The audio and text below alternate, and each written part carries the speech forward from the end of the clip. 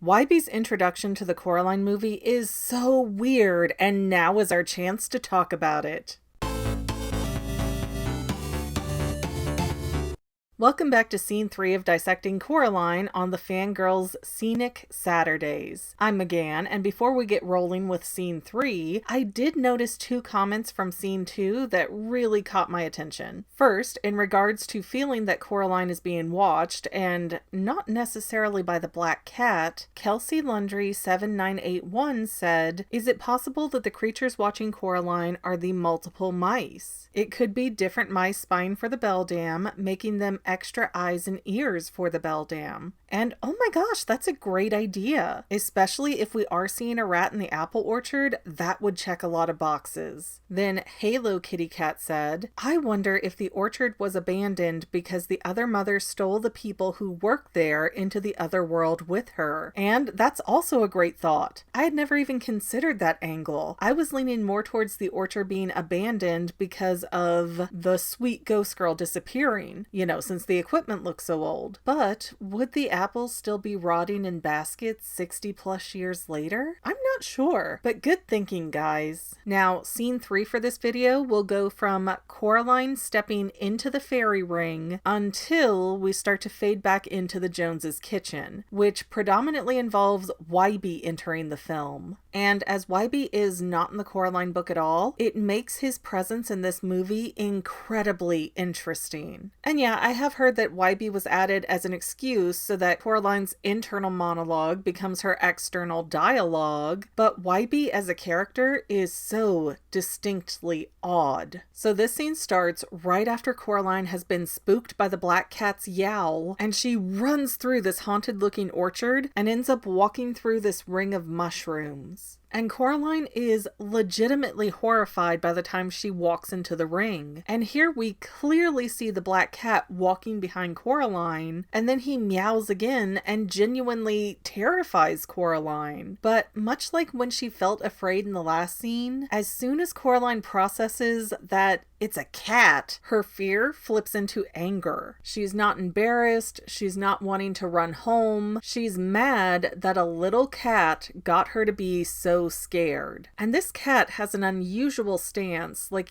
he's about to pounce. And he shifts his weight around like he's ready to make some kind of lunge, but he never does. It's an incredibly bizarre way to hold himself, like there's intent, but the cat never gets around to an execution for some reason. Then Coraline asks the cat if he knows where the old well is, and the cat, who is still poised to pounce, nods with a slow blink. This, in cat talk, is supposed to be the equivalent of "I love you," which does not match the mood on screen. So the cat is definitely answering Coraline's question, even though Coraline seems to ignore that a cat literally just nodded at her and she's just like, "Oh, not talking, huh?" There is nothing telling us that cats should be able to communicate in this universe. It's just a really unusual way to respond. So then Coraline goes back to playing with the stick, pretending it's a dowsing rod, and she starts chanting, proclaiming that it's a magic dowser, which again is an interesting thing to do while standing in a fairy ring. Also keep in mind, we do not see any trace of Wybie until this moment. We don't hear him coming on the moped, we don't see voyeurism that appears to be from someone his height. There is not a trace of this kid. And that's important because a circle of mushrooms occurring naturally like this is known as a fairy ring, and the folklore behind them is generally dark, that they're portals that transport you into a fairy realm where you'll have to deal with witches or demons or the like. Some people do see them as good omens, but overwhelmingly, fairy rings are superstitiously avoided as a negative thing. And that's clearly how it's supposed to be perceived here in Coraline. And I've talked about Wybie being a fairy before, but it's honestly been so long ago, I'm not even sure what all I said. But here we have Coraline Coraline in a magical circle, chanting in a magical way, and suddenly the camera shifts, and we are in Wybie's vantage point. We see his gloves, we see his bike handles, and Coraline is definitely being stalked here. She has no idea that any humans can see her. She is the vulnerable prey in this angle. Then Wybie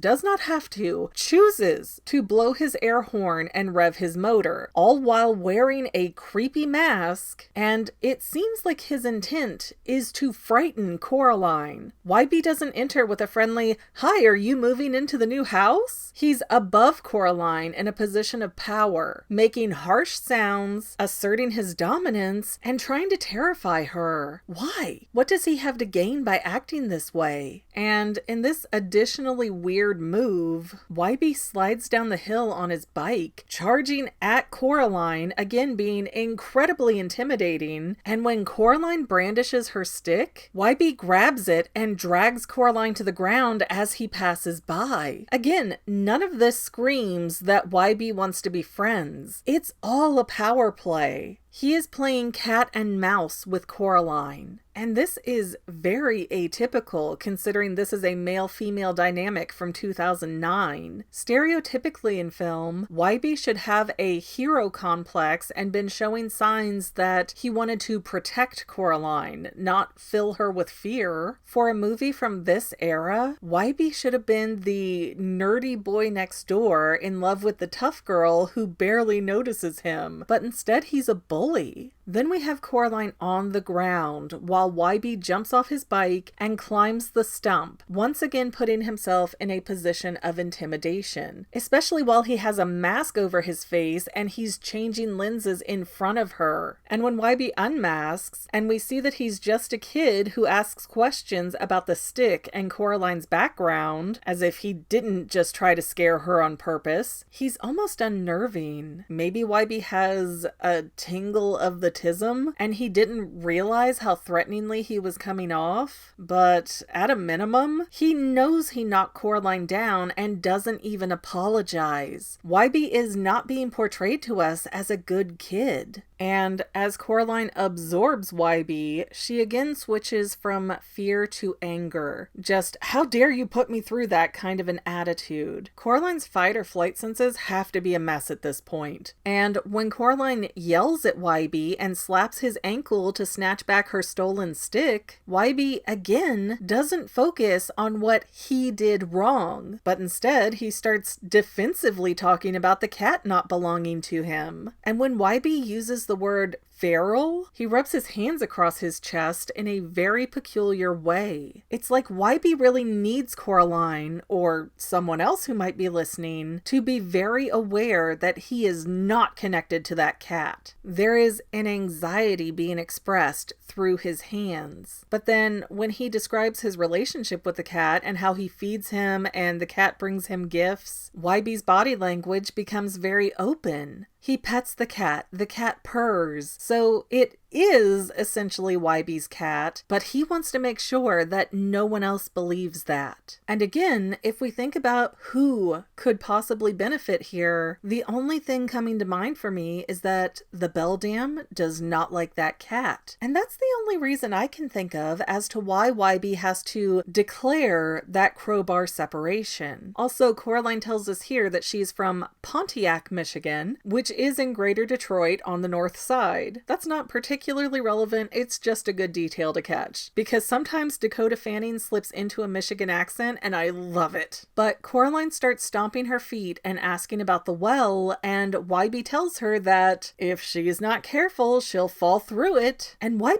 looks genuinely worried when he says that. And that makes no sense considering how intimidating he was just acting. Wybie is so confusing as a character, he's his own piece of art. And Wybie uncovers the well and uses a branch to open the door, so we know that he's incredibly familiar with that area, even though it otherwise looks abandoned. But Curiously, Wybie never steps across the fairy ring with his entire body. He comes very close and reaches over it, but he stays outside of it the entire time. He will not cross a toe over that line. And that's not done to avoid animation expenses, because Coraline bumps a mushroom with her toe a few moments later. We have all of these throwaway details that accumulate to be something very important throughout the movie. Then Wybie gives us that very famous line about the well being so deep that if you fell down and looked up, you'd see a sky full of stars in the middle of the day, which really does not make sense as a statement in any way, shape, or form. And Wybie again has such a strange expression where he looks incredibly serious. Then he smiles at the end of his statement, almost like he realizes that he's piquing Coraline's interest. He's happy to be getting that fish on the hook, as it were. And Wybie further baits Coraline by saying that his grandmother owns the Pink Palace, but she won't let kids move in there. And he has this smug body language to him. That is, until Coraline asks him to elaborate, and then Wybie again shows a lot of signs of anxiety. He shrivels up, folds in on himself. He brings his hands back to the same spot he had them when he used the word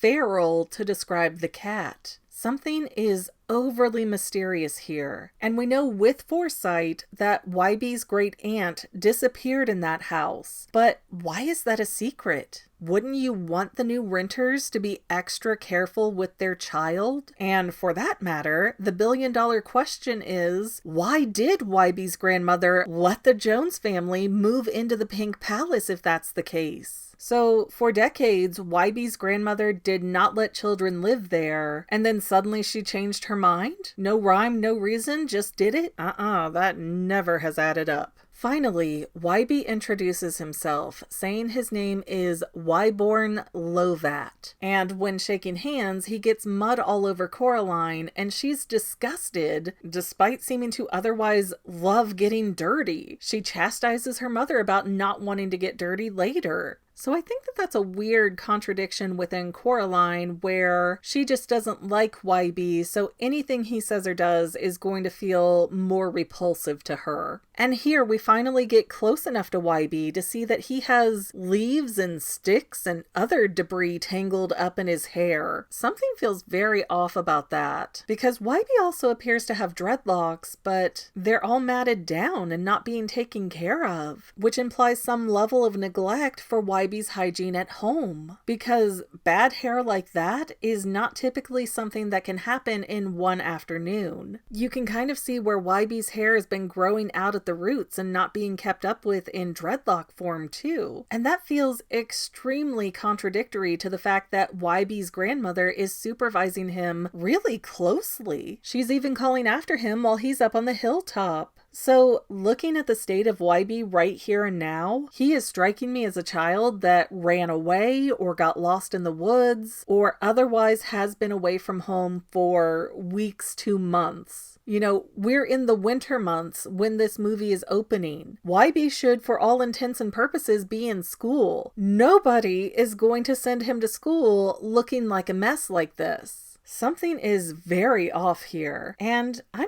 now wondering if Wybie had already vanished, if he had gone through the fairy ring or the little door in the house and was now unable to return home, possibly even to where he could see people in the real world, but they couldn't see him, because there's a big disconnect between Wybie's appearance and him having a watchful grandmother at home. So maybe if Wybie disappeared, his grandmother, knowing a bit about this situation and what happened with her sister, knew that she would need another child to get Wybie back. And so here come the Jones family, perfect to rent and go through the little door or hit the fairy ring and offer at least some kind of hope that Wybie can come back. Wybie also gets told Coraline's name, and he keeps purposefully mispronouncing it as Caroline, almost to an obvious level that he's misunderstanding her on purpose. It kind of feels like, no, I don't know anything about you already. I'm not stalking you. I don't even know how to say your name. I'm new here. Methinks thou doth protest too much. And as we hear Wybie's grandmother, Mrs. Lovats, calling for him, her tone sounds almost panicked. Not like she's summoning a kid home, but like she's frantically searching for him, even ringing a literal dinner bell for extra attention. So if Wybie goes out playing on the hill all the time, wouldn't she be used to his absences? And Wybie looks extremely twitchy and tweaky once Grandma starts calling out. He even says, "Grandma," in a worried tone and starts wringing his hands, which is another anxiety reaction. If these are his normal stomping grounds and he's not going inside of the Pink Palace, why would he have a sort of fear-based reaction as if he's about to get into trouble? There is a layer here that the movie never gives us the payoff for, because if we read the movie with the grain and don't assume that Wybie is missing, then that means that Wybie doesn't want his grandmother to know that he's interacting with Coraline. It gives me the sense of something bigger, and wrapping it back to Wybie loudly expressing that the cat wasn't his, it feels like the Beldam is listening in here and Wybie knows it, and he is working with her for some reason. Maybe he did get trapped in the other world and getting the Beldam children was how he negotiated an escape. Or maybe Wybie has been missing, so he has to run before Mrs. Lovats shows up. But something is very wrong in this moment, and it does not add up if Wybie is just a normal kid on his moped. And Coraline sees it too. Her BS detector is turned way up. So Wybie gives this deflecting smile, tells Coraline she's touching poison oak, and takes off. As he goes, an angry Coraline blows a raspberry at him, looks at the cat, and drops a pebble down the well, proving that Wybie did successfully pique her interest. And the rock falls for roughly 5 seconds, which, to the best that my dyslexic behind can find, that 5-second drop should mean that from the surface to hitting the water is roughly 125 meters, or 400-ish feet, which is perfectly inside the range of a standard well depth. So aside from the fairy ring, there's nothing unusual about the physical well itself.